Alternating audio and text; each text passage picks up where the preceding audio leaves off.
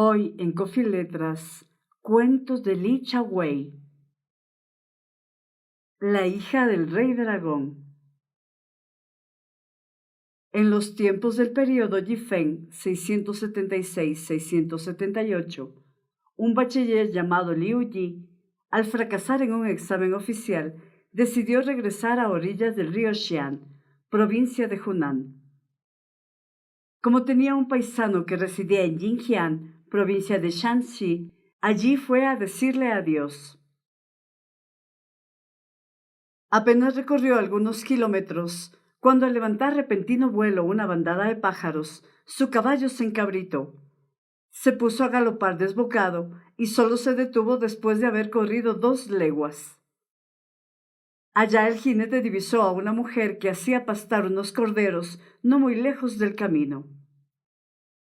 Al mirarla detenidamente la encontró maravillosa, pero sus cejas finamente arqueadas expresaban preocupación, y su ropaje ajado y arremangado acentuaba el gesto pesaroso y absorto de quien está dominado por la zozobra. ¿Qué ocurre como para provocarle tanta preocupación?, le preguntó Liu. Al comienzo ella le agradeció con una sonrisita, después rompió a llorar y le respondió: «Soy tan desgraciada. Puesto que usted se digna interesarse del dolor que me penetra hasta la médula de los huesos, por más que me abruma la vergüenza, me resulta imposible guardar silencio. Le ruego me escuche con atención. Soy la hija menor del rey dragón del lago Dongting. Mis padres me hicieron casar con el segundo hijo del dragón del río Jing, pero mi marido, de naturaleza voluble, se dejó seducir por sus criadas y cada día me maltrataba más y mejor. Entonces me quejé a mis suegros, pero ellos mimaban demasiado a su hijo como para asumir mi defensa. Ofendidos por mis reiteradas quejas, terminaron por exiliarme en este lugar». Al terminar estas palabras, ella desfalleció y rompió a llorar. «El lago Dongting está lejos de aquí», prosiguió. «Sola, frente a este inmenso horizonte, ¿cómo hacer llegar un mensaje a los míos? Tengo destrozado el corazón y fatigados los ojos de tanta espera, pero nadie conoce mi desgracia. Puesto que usted se dirige hacia el sur, pasará muy cerca del lago Dongting. ¿Puedo confiar una carta en sus manos?» «Soy un hombre de bien», respondió Liu. Al escuchar sus palabras, siento hervir mi sangre. Le ruego me acepte como un humilde servidor. No pido otra cosa que llegar allí volando, aunque sea sin alas. Pero el lago Dongting es muy profundo y yo apenas si marcho sobre la tierra. ¿Cómo podré llevar su mensaje? Puesto que las vías terrestres y ultraterrestres no se comunican, mucho me temo que voy a decepcionarla, fallando en mi misión. ¿Conoce usted el medio que me permita llegar a feliz término? «Nunca podré expresarle cuánto me conmueve su bondad», le respondió ella en medio de llantos. «Si alguna vez lograse una respuesta a mi mensaje, no me bastará toda una vida para testimoniarle mi agradecimiento. ¿Cómo es que me atreví a hablar sin su previo consentimiento? Ahora le puedo decir que no es más difícil llegar a Dongting que ir a la capital». Y respondiendo a las preguntas de Liu, ella precisó: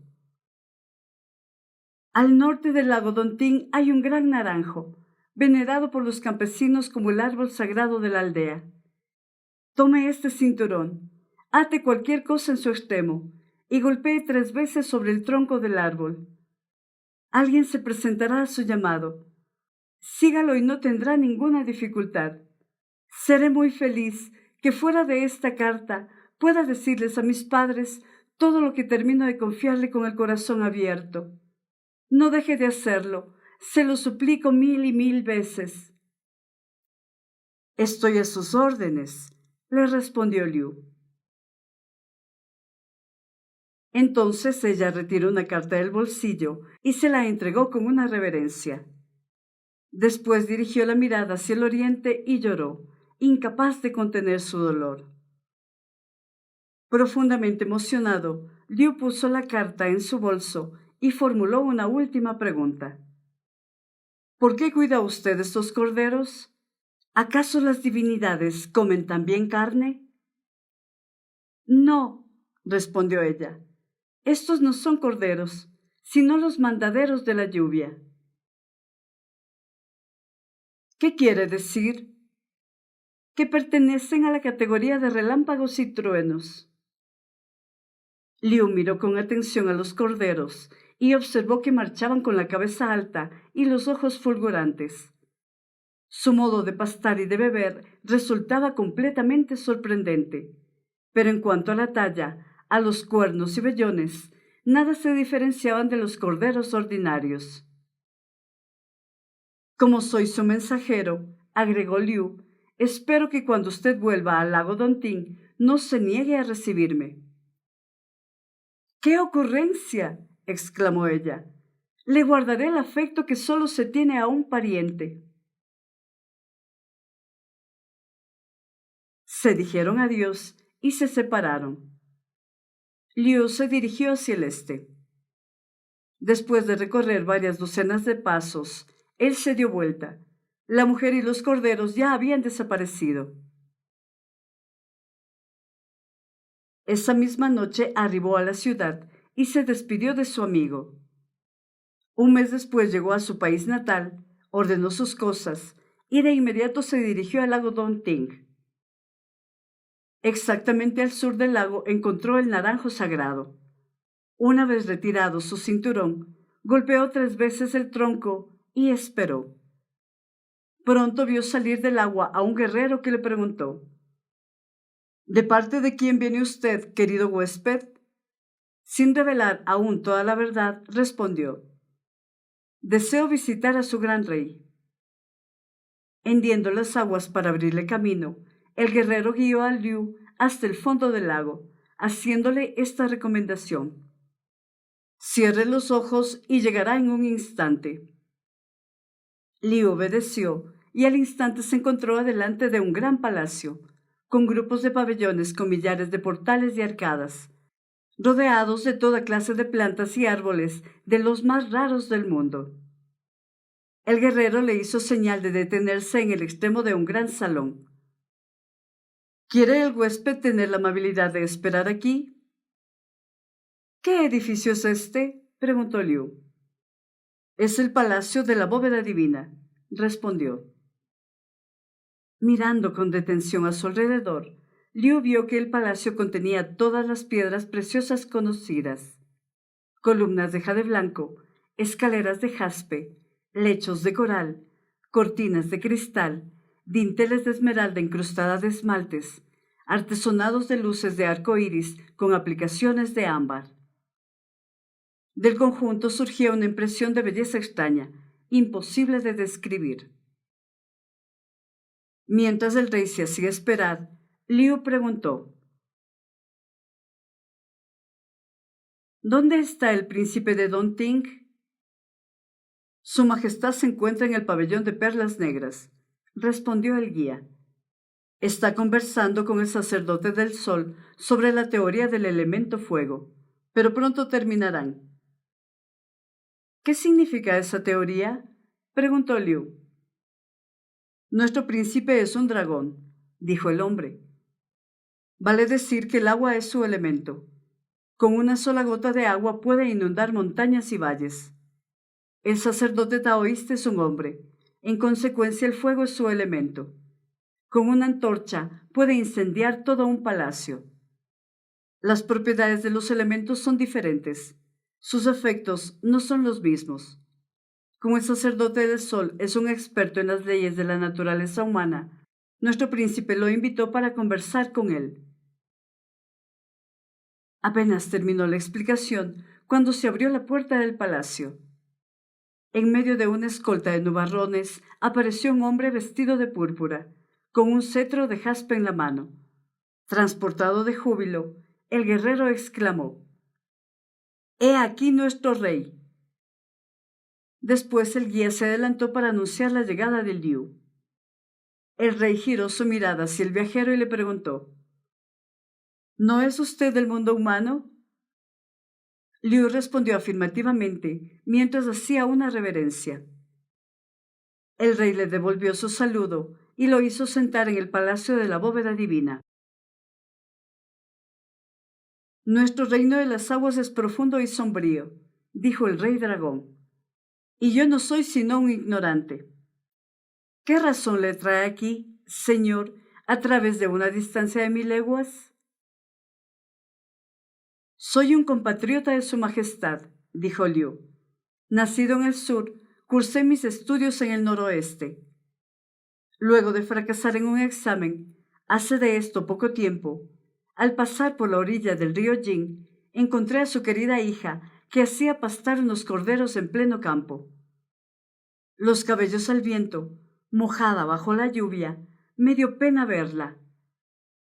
La interrogué y ella me respondió que estaba en esa condición por los maltratos de su marido y el abandono de sus suegros. Mientras me hablaba, vertió muchas lágrimas que me llegaron directamente al corazón. Después me confió una carta y le prometí entregársela a usted. He aquí por qué estoy ante su presencia. Entonces le entregó la carta al rey, quien después de leerla, escondió el rostro detrás de la manga y se puso a llorar. Toda la culpa fue mía, culpa de su viejo padre. Fui como un hombre ciego y sordo, sin sospechar siquiera que lejos de aquí mi pobre hija había caído en desgracia. Pero usted, Señor, aunque extraño a nosotros, ha venido en nuestra ayuda. Mientras viva no podré olvidar nunca su bondad. El rey lloró un poco más y su séquito lo acompañó en las lágrimas. Entonces un eunuco del palacio se acercó al rey, quien le entregó la carta con la orden de pasarla a las mujeres que se encontraban en el palacio interior. Momentos después se escucharon los lamentos que llegaban de los apartamentos interiores. Alarmado, el rey dijo a sus súbditos: «Ordenen rápido a las mujeres que no alboroten, no sea que las escuche el príncipe de Qiantang». «¿Quién es ese príncipe?», preguntó Liu. «Es mi hermano menor», dijo el rey dragón. «Fue príncipe del río Qiantang, pero ahora vive en situación de retiro». «¿Por qué no quiere usted que sepa la novedad?», preguntó Liu. «Porque es demasiado impetuoso», dijo el rey. Tiempo ha, los 9 años de diluvio bajo el reinado de Shao el Sabio fueron la consecuencia de uno de sus accesos de cólera. Últimamente querelló con los generales del cielo e inundó las 5 montañas. Como tengo a mi favor algunos méritos viejos y recientes, el soberano del cielo acordó su perdón a mi hermano, pero en cambio debe ser guardado aquí con cadenas. La gente de Qiantang espera todos los días su retorno». Al terminar estas palabras se produjo un gran alboroto. Parecía como si el cielo se desplomase y se hundiese la tierra. Todo el palacio fue sacudido como una espiga en medio de un temporal.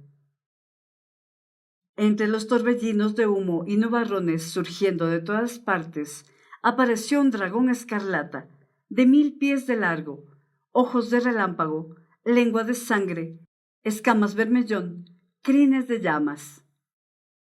En el cuello llevaba una gran cadena de oro atada a un pilar de jade. Y repentinamente envuelto en truenos y relámpagos, al mismo tiempo que se desencadenaba una tempestad de nieve y granizo, se lanzó hacia el cielo azul y desapareció. Dominado por el pánico, Liu cayó a tierra. El rey fue en persona a levantarlo y lo tranquilizó. «No tengas miedo, no es nada». Después de un buen momento, nuestro bachiller comenzó a recobrar el espíritu. Cuando se sintió suficientemente recuperado, pidió permiso para retirarse. «Permítame salir vivo de aquí y no volver nunca más». «No tiene ninguna necesidad de partir», dijo el rey. Mi hermano tiene la costumbre de irse así, pero no volverá del mismo modo. Tenga la bondad de permanecer un momento más. Ordenó que trajeran licores y con toda cordialidad comenzó a brindar. Pronto se levantó una brisa de alegría que trajo nubes de buenos augurios. En un desfile de estandartes y banderas, al son de flautas y camarillos, detrás de miles y miles de doncellas vestidas de rojo que charlaban y reían a carcajadas, avanzaba una bella doncella de cejas bien arqueadas, cubierta de joyas resplandecientes y vestida de seda que flotaba en largas cintas. Cuando se acercó Liu, pudo comprobar que ella no era otra que la bella afligida que le confió el mensaje. Ahora tenía un gesto feliz y triste a la vez, y aún se le deslizaban algunas lágrimas de alegría. Y mientras que humaredas rojas y púrpuras se elevaban a su alrededor y llegaban a velar su figura, ella penetró en el palacio interior, en medio de densos perfumes que danzaban a su alrededor. Riéndose, el rey le dijo a Liu: «Aquí está de vuelta la cautiva del río Ying». Se excusó y volvió a entrar en el palacio interior, sintiéndose los ecos de dulces efusiones que duraron un buen rato. Después volvió el rey y comenzó a beber con Liu. Se encontraba allí otro hombre, vestido de púrpura, un cetro de jaspe en la mano, que se mantenía al lado del rey con un gesto de orgullo y magnificencia. Después volvió el rey y comenzó a beber con Liu. Se encontraba allí otro hombre, vestido de púrpura, un cetro de jaspe en la mano, que se mantenía al lado del rey con un gesto de orgullo y magnificencia. El rey le presentó a Liu. «Este es el príncipe de Qiantang». Liu se levantó y fue a saludarlo. El príncipe le devolvió el saludo con la mayor cortesía y le dijo: «Mi pobre sobrinita ha sido lastimosamente humillada por el granuja de su marido. Señor, gracias a su magnanimidad, las noticias tan lejanas de su desgracia han podido llegar a nuestros oídos. Sin su gentil intervención, la pobrecita hubiese llegado a confundirse con el lodo del río Ying. Mis palabras son impotentes para expresar mi agradecimiento». Liu le agradeció con una reverencia y volvió a su lugar sin atreverse a agregar una palabra más. Entonces el príncipe se volvió hacia su hermano mayor y le contó su aventura. «Después de partir esta mañana del palacio de la bóveda divina, llegué en 2 horas al río Ying. El combate que allí libré demoró otras 2 horas, y otro tanto me llevó volver hasta aquí. En el camino de vuelta volé hasta el 9º cielo y tuve una entrevista con el soberano celestial. Cuando supo la injusticia cometida, me perdonó y me absolvió de la vieja condena. Esta mañana estuve demasiado dominado por mi indignación y demasiado apurado para decirle adiós. Lamento haber alborotado todo el palacio y sobre todo considero imperdonable el haber alarmado a nuestro querido huésped». Y el príncipe retrocedió haciendo otra reverencia. «¿Cuánta gente ha matado?», le preguntó el rey. «600.000. ¿Destruyó campos?». «Alrededor de 300 leguas». «¿Dónde está ese marido ingrato?». «Me lo comí». Tocado por la piedad, el rey dijo: «Es cierto que ese granuja era intolerable, pero a usted se le fue la mano. Felizmente el emperador del cielo, siempre clarividente, le ha perdonado a causa de la gran injusticia que provocó tanta destrucción. De otro modo, ¿cómo podría asumir su defensa? Es preciso no actuar en adelante de este modo». El príncipe hizo otra reverencia. Esa noche alojaron a Liu en el Salón de la Claridad Cristalina. Al día siguiente fue ofrecida en el Palacio de las Esmeraldas otra fiesta en su honor. Participó toda la familia real, Hubo un gran concierto y sirvieron toda clase de buenos vinos y manjares delicados.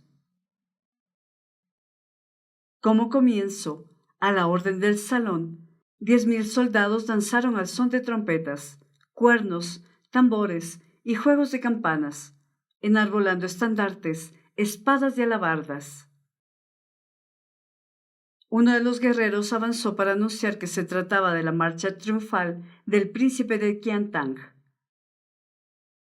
Esa danza marcial fue ejecutada con tanta bravura y fogosidad que puso en carne de gallina a todos los espectadores.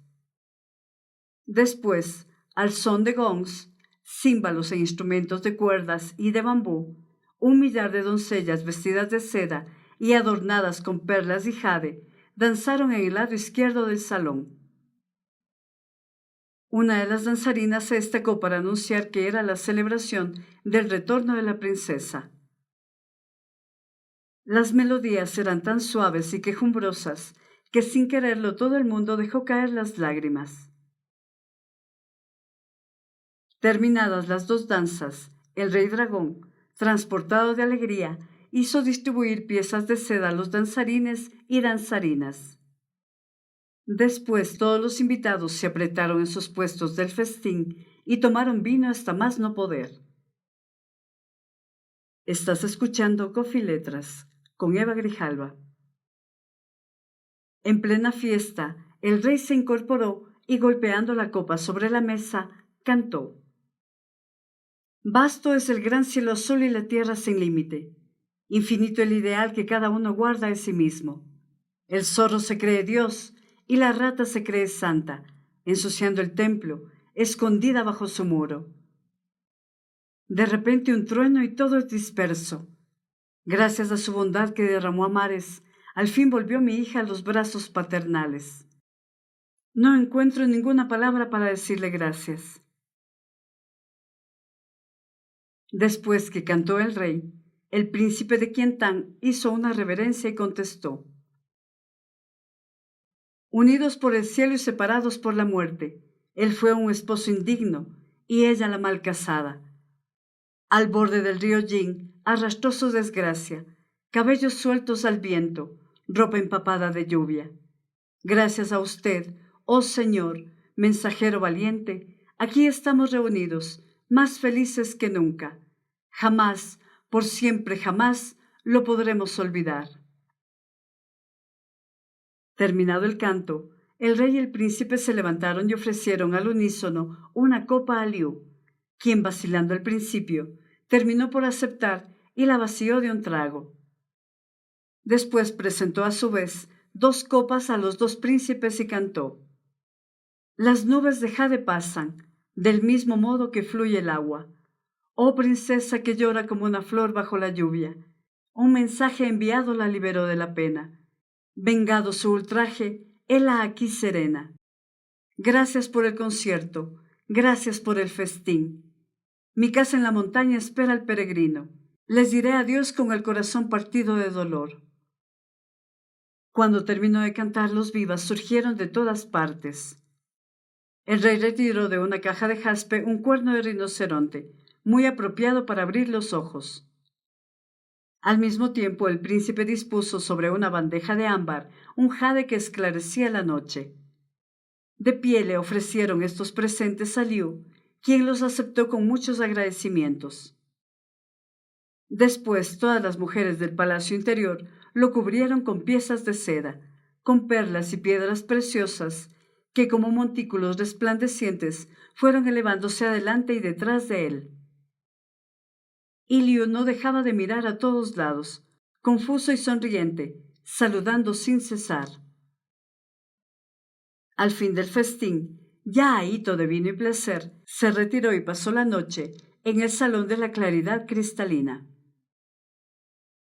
Al día siguiente volvieron a festejar una vez más en el pabellón de la luz límpida. El príncipe de Qiantang, con los vapores del vino en la cabeza, combado como una fiera, le dijo a Liu con un gesto brutal: ¿Sabe usted que una roca dura se raja, pero no se dobla, y que un bravo prefiere hacerse matar antes que humillarse? Quiero proponerle una cosa. Si usted consiente, todo irá bien entre nosotros. En caso contrario, pereceremos los dos. ¿Qué le parece? Tenga la bondad de decirme de qué se trata, le respondió Liu. Usted sabe que la mujer del señor de Jing es la hija de nuestro soberano, dijo el príncipe. Bella y virtuosa, ella es altamente considerada por todo el mundo. Por desgracia, ha sido víctima de un hombre indigno. Pero ahora todo ha terminado. Yo quisiera presentársela, y sería feliz de contarlo a usted como un pariente para siempre. De tal modo, aquella que todo le debe por reconocimiento, tendrá la felicidad de servirle, y nosotros que tanto la queremos, tendríamos el placer de verla en buenas manos. Un hombre magnánimo no se detiene a medio camino. Acéptela. Liu se mostró grave un instante. Después rompió a reír y dijo: Jamás pensé que el príncipe de Qiantang tuviese ideas tan poco dignas de un hombre galante. Creo haber escuchado bien que al montar en cólera usted ha saltado los 9 continentes y desplazó las 5 cordilleras. Además le he visto romper la cadena de oro y arrancar el pilar de jade para correr a vengar a su sobrina. Me parecía que nadie podía compararse con usted por la bravura y el sentido del honor. Correr a la muerte para vengar una ofensa, arriesgar la vida por una persona querida. He aquí, en efecto, las verdaderas muestras de la grandeza. Pero ahora que los músicos afinan sus melodías y que el huésped y el anfitrión están en perfecta armonía, ¿por qué trata usted de imponerme su voluntad sin ninguna preocupación por el honor? No es esto lo que esperé de usted. Si usted me sorprendiese sobre un mar en furia o en una montaña tenebrosa, entonces podría intimidarme con sus escamas y sus barbas de erizo, para cubrirme de nubes y lluvia y amenazarme de muerte. En ese caso, le consideraría una fiera y no le reprocharía nada. Pero ahora se presenta como un ser humano, sentado aquí para charlar sobre cosas mundanas. Y también logró mostrar todos los sentimientos humanos y todas las delicadezas de conducta, que seguramente entre los hombres hay pocos valientes y sabios que le puedan igualar, sin hablar de los monstruos acuáticos. ¿Será posible que empleando las ventajas de su cuerpo de reptil, de su temperamento violento y del pretexto de la borrachera, se atreva a obligarme a torcer una conducta? He aquí lo que no encuentro nada correcto. Cierto es que mi cuerpo es bien débil, y yo quepo perfectamente sobre una sola de sus escamas. Sin embargo, con mi corazón invencible, espero triunfar sobre su inhumanidad. Príncipe, espero que reflexione usted un poco. Avergonzado y confuso, el príncipe se excusó. Aunque educado en el palacio, he permanecido ignorante en las reglas de etiqueta. Por ello me he excedido en mis palabras y le he herido en sus principios de honor. Reconozco que he cometido una falta realmente reprobable y me sentiré muy feliz que usted tenga bien conservar intacta su amistad hacia mí. Esa noche hubo aún otro festín donde reinó la misma alegría que las veces anteriores. Liu y el príncipe se hicieron buenos amigos. Al día siguiente Liu pidió permiso para irse.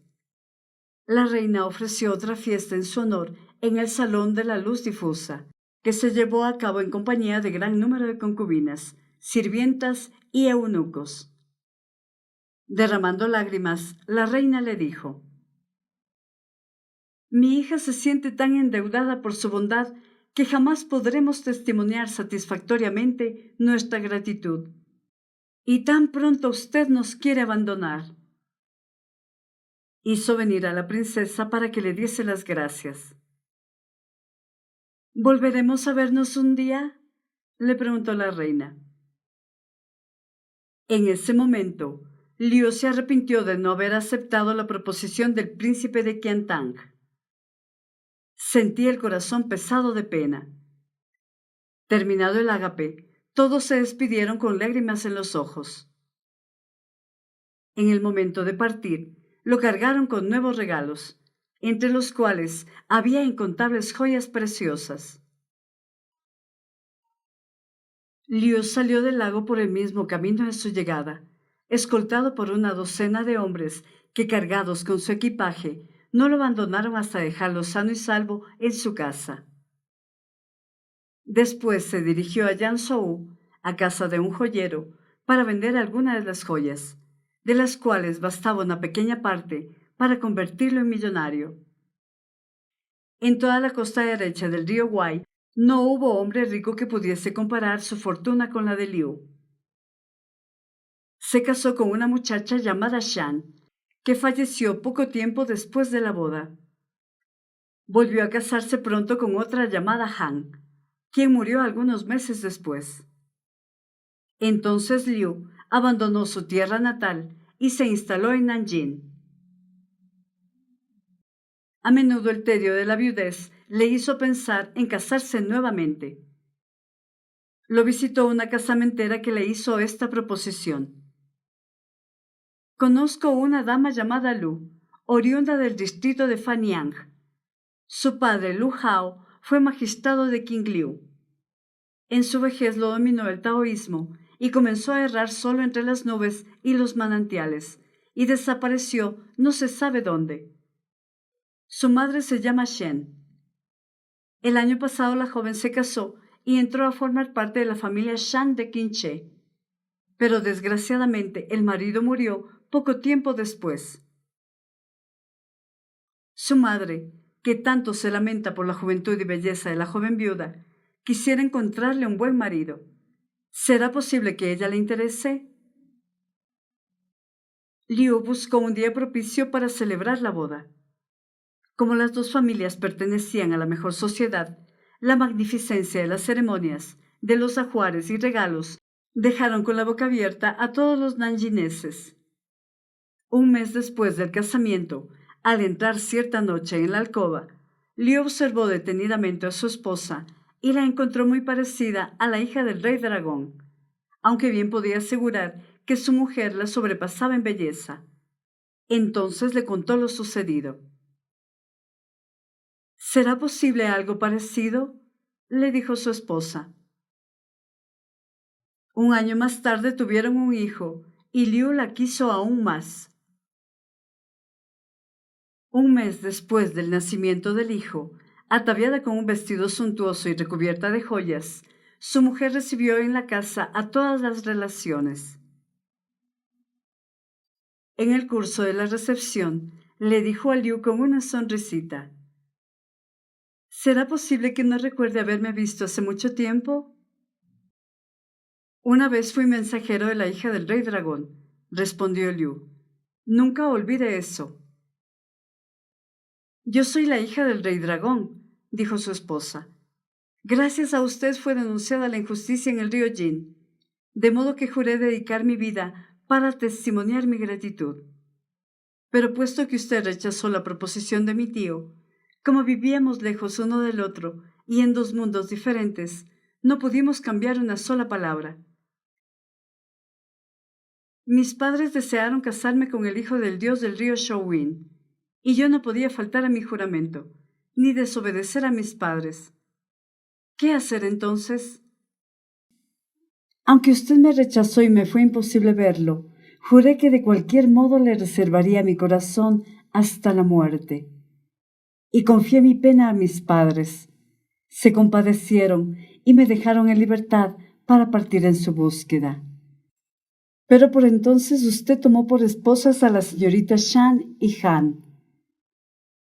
Cuando ellas se murieron una tras otra y usted se trasladó aquí, se presentó la ocasión favorable y mis padres fueron felices de que finalmente pudiesen realizarse mis esperanzas. Ahora que he logrado poder servirlo y amarlo para toda la vida, ya puedo morir con mis deseos colmados. Ella se puso a llorar con cálidas lágrimas y continuó. Si de inmediato yo no le he dicho quién era, fue porque sé que mi belleza no hizo mella en su espíritu. Si ahora me confieso, es porque usted me ha dado pruebas de su amor. Una mujer como yo es indigna de su corazón. Como sé que desea tener un hijo, le ofrezco uno para ganar el derecho de vivir a su lado. ¿Consiente usted en eso? Antes de saber si usted me amaba, la angustia y la tristeza desgarraban mi corazón. El día que usted fue mi mensajero, me dijo sonriente: espero que no se olvide de mí después de volver al lago Donting. ¿Pensó en ese momento en lo que somos ahora? Más tarde, cuando mi tío le propuso este casamiento, usted lo rechazó categóricamente. ¿Por qué? ¿Es que usted realmente no lo deseaba? ¿O bien se negó porque lo había ofendido? Dígamelo. Todo está señalado por el destino, respondió Liu. Cuando la vi por primera vez a orillas del río Jing, la encontré tan pálida y agotada de dolor que me dominó la idea de tomar su defensa. Pero en ese momento el corazón no captó otra cosa que su dolor, sin pensar en otras implicaciones. Si le dije que esperaba, que deseaba en el futuro otro encuentro, fue debido a que esas palabras se escaparon por azar y nada más. Cuando el príncipe de Qiantang quiso imponerme el casamiento, su insolencia me puso furioso. En definitiva, solo quise hacer un acto de justicia. ¿Cómo podía casarme con una mujer a la que terminaba de causar la muerte del marido? He aquí la primera razón de mi rechazo. Y además, siendo la integridad la base de mi conducta, ¿cómo podía rebajarme a violentar mi conciencia? Esta es la segunda razón de mi rechazo. Esa vez en el festín, razoné de acuerdo a mis principios, sin pensar en otra cosa que la corrección, sin temer a nada ni a nadie. Pese a ello, el día de mi partida, al ver la ternura de sus ojos, me arrepentí de todo corazón por lo que dije. Después, tomado por el torbellino de las cosas humanas, me encontré con la imposibilidad de testimoniarle mi sentimiento. ¡Qué alegría encontrarla ahora como miembro de la familia Lu! En todo caso, el amor que guardé en el corazón no fue una pasión efímera. En adelante la amaré siempre con un corazón sereno. Profundamente emocionada, su mujer no pudo hacer otra cosa que derramar lágrimas y después agregó: aunque soy de otra esencia que los humanos, no me crea desprovista de sentimientos. Sabré responder a su bondad. Puesto que todo dragón puede vivir 10.000 años, usted tendrá a mi lado la misma longevidad. Pasaremos libremente por cualquier lado, sobre la tierra y bajo el mar. Tenga confianza en mí. Jamás imaginé que iba a ofrecerme la inmortalidad de los dioses, exclamó Liu riéndose jubiloso. Los dos volvieron entonces al lago Donting, donde la magnificencia de la recepción real superó toda descripción. Más tarde se instalaron en Nai, Guangzhou, durante 40 años. Sus castillos, ropajes y festines fueron de un esplendor principesco. Liu se mostraba generoso con todas sus relaciones. A pesar de su edad ya avanzada, la perennidad de su aspecto juvenil era la admiración de todos. Durante el periodo de Kai Yuan, 713-741, el emperador, deseoso de encontrar el secreto de la larga vida, ordenó su búsqueda a todos los alquimistas del reino. Entonces Liu se sintió vigilado e intranquilo, y prefirió volver con su mujer al lago. Allí se perdieron durante más de 10 años sus huellas en el mundo. Hacia el fin del periodo Kai Yuan, su joven primo Xuegu, destituido de su función de magistrado en la capital, fue exiliado en el sudeste. Cuando atravesaba en pleno día el lago Donting y miraba hacia lo lejos, pudo ver cómo de repente surgía del agua una montaña toda verde. Los remeros se apresuraron para llegar a la costa exclamando: «No hay ninguna montaña por ese lado. Debe ser un monstruo del agua». En el tiempo de un parpadear, la montaña se acercó a la barca. Una embarcación pintada de colores vivos descendió lentamente de la montaña y se dirigió directamente a la barca de Shue. Y alguien le gritó: «El amo Liu la invita a pasar». Entonces Shue comprendió. Tan pronto llegó al pie de la montaña, se arremangó su túnica y trepó rápidamente. Allá arriba había palacios como los de la tierra y Liu estaba allí. Los músicos delante de él y detrás las doncellas cubiertas de perlas. La riqueza de los objetos de arte sobrepasaba en mucho a la del mundo de los hombres. Hablando con mayor elocuencia que antes y viéndose aún más joven, Liu lo recibió en la escalinata. Tomándolo de la mano le dijo: «Hace poco tiempo que dejamos de vernos y sus cabellos ya están grises. Usted está destinado a la inmortalidad, mientras que, pobre de mí, algún día me convertiré en huesos secos», replicó Shue con una sonrisa. Entonces Liu le dio 50 cápsulas diciéndole: «Cada una de estas píldoras le dará un año más de existencia. Cuando se acerque el término de su vida, no deje de volver aquí. No es necesario quedarse demasiado tiempo en el mundo humano, donde se debe sufrir tanto».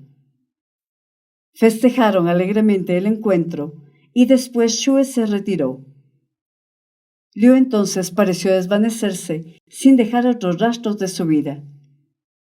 Pero Shue a menudo contaba esa historia a sus relaciones. 48 años después, Shue desapareció a su vez. Yo, Li Chaowei, de la provincia de Gansu, me siento colmado de admiración al escribir esta historia. Esta nos demuestra que las principales de las 5 categorías de seres vivientes poseen fuerzas sobrenaturales. Sin tales propiedades, ¿cómo los reptiles podrían expresar virtudes humanas? El rey dragón de Dongting se muestra realmente poderoso y magnánimo, mientras que la impetuosidad y la franqueza caracterizan la conducta del príncipe de Qiantang.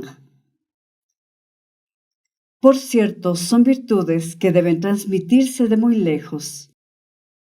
Shue Gu, primo de Liu, fue el único ser humano que pudo aproximarse al reino de las aguas.